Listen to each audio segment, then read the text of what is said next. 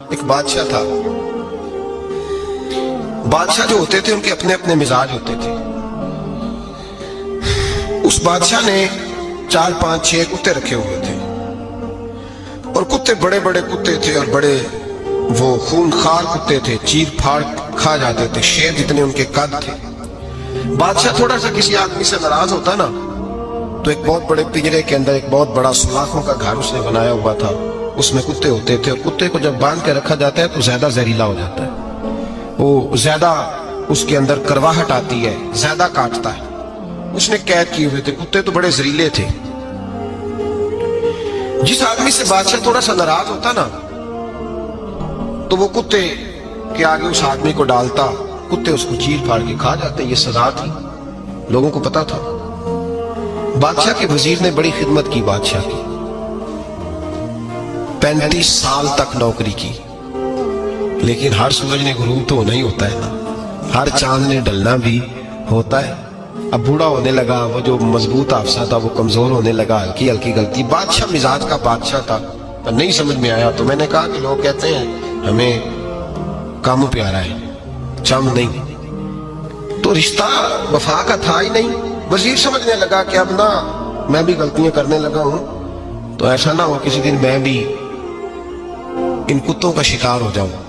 اس نے بادشاہ سے کہا کہ بادشاہ,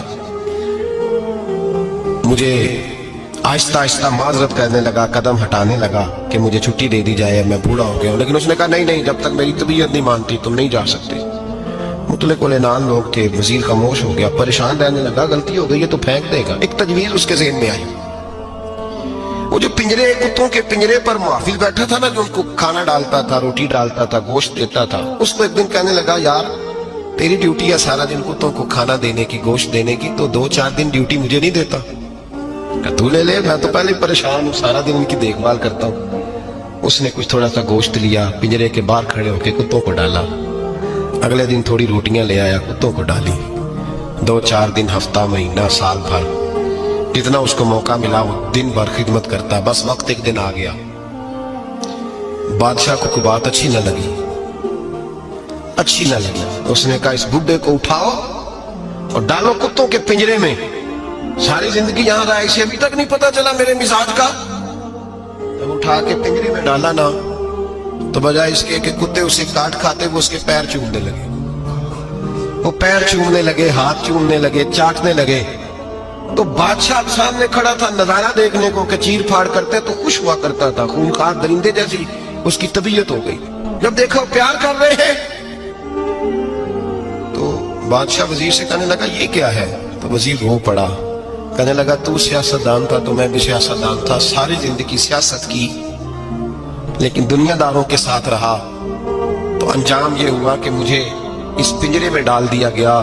دیکھ تو بہت بڑا سیانہ تھا اور میں بھی سمجھدار تھا, وزیر رہا, لیکن ہمارا روح کا رشتہ نہ بن سکا. ارے ہم سے تو یہ کتے ہی اچھے نکلے. تیری 40 35 سال خدمت کی تو تو نے کتوں کے آگے ڈال دیا.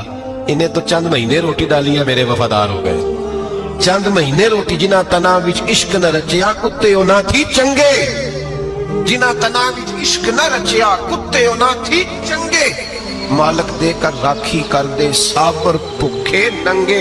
اور بابا بلے شاہ صاحب فرماتے ہیں تو راتی جاگے تے شاید صدا میں, راتی جاگ دے کتے تے تیتھوں کتے مالک دا در مول نہ چھڑ دے. پاویں مارو 100 جتے تے تیتھوں اتے رکھا سکھا کھا.